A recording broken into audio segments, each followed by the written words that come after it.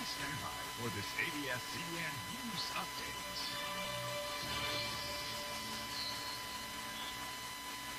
Magandang umaga mula sa ABS-CBN News Center. Ako si Cindy Webb. Maglalagay na ng hotline ng Armed Forces of the Philippines para pagsumbungan ng mga hinihinga ng pera ng New People's Army. Ayon kay AFP Public Information Officer Lieutenant Colonel Daniel Lucero, talamak na ang extortion ng NPA mula sa mga kandidato sa eleksyon. Ilan sa mga lugar na ito ang Quezon at Compostela Valley. Ayon kay Lucero, humihingi ng 500,000 hanggang 1 milyong piso ang NPA mula sa mga kandidato sa pagka-senador at mas mababang halaga naman sa mga lokal na opisyal. Talamak na ang extortion ng NPA mula sa mga kandidato sa eleksyon.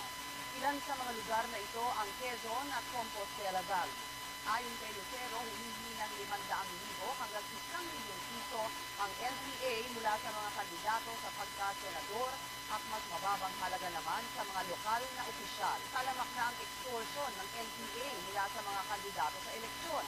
Ilan sa mga lugar na ito ang Quezon at Compostela Valley.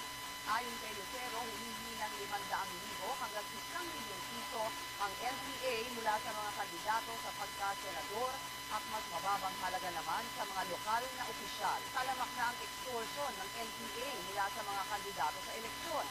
Ilan sa mga lugar na ito ang Quezon at Compostela Valley. Ayon kay Lucero, humihingi ng 500,000 hanggang 1 milyong piso ang NPA mula sa mga kandidato sa pagka-senador at mas mababang halaga naman sa mga lokal na opisyal. Talamak na ang extortion ng NPA mula sa mga kandidato sa eleksyon. Ilan sa mga lugar na ito ang Quezon at Compostela Valley. Ayon kay Lucero, humihingi ng 500,000 hanggang 1 milyong piso ang NPA mula sa mga kandidato sa pagka-senador at mas mababang halaga naman sa mga lokal na opisyal. Samantala, narito ang mga balitang dapat abangan sa TV Patrol. Binatang aktor na si Nico Soto namatay nang mahulog sa tinutuluyang kondominyo. Senador Pangilinan Lacson naghain na ng kandidatura sa pagkapangulo. Abangan ang pang may init na balita dito lamang po sa ABS-CBN. Ako si Cindy Webb. Magandang umaga.